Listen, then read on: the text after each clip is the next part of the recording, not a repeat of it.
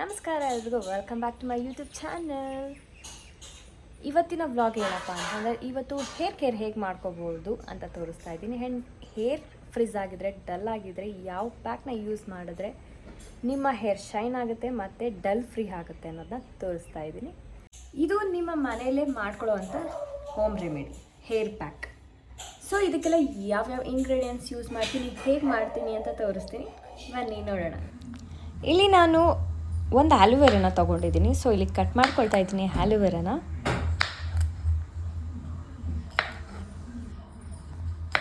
ಆಲೂವೆರಾ ಸ್ಕಿನ್ಗೆ, ಹೇರ್ಸ್ಗೆ ತುಂಬಾ ಒಳ್ಳೆಯದು.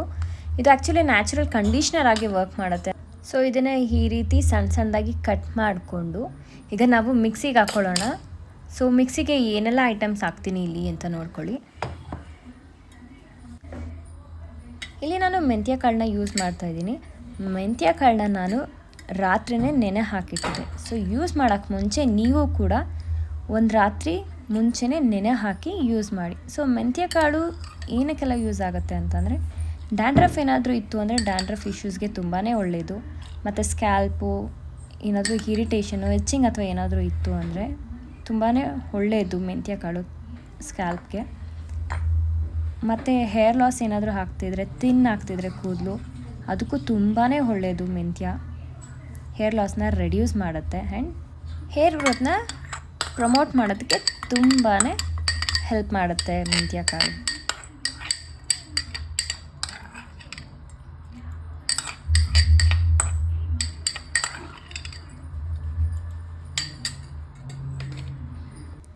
ಇವಾಗ ಮೊಸರು ಹಾಕ್ಕೊಳ್ಳೋಣ. ಸೊ ಮೊಸರು ಕೂಡ ನಮ್ಮ ಹೇರ್ಸ್ಗೆ pH ಲೆವೆಲ್ ಬ್ಯಾಲೆನ್ಸ್ನ ಮೇಂಟೈನ್ ಮಾಡೋದ್ರಲ್ಲಿ ಹೆಲ್ಪ್ ಮಾಡುತ್ತೆ ಮೊಸರು.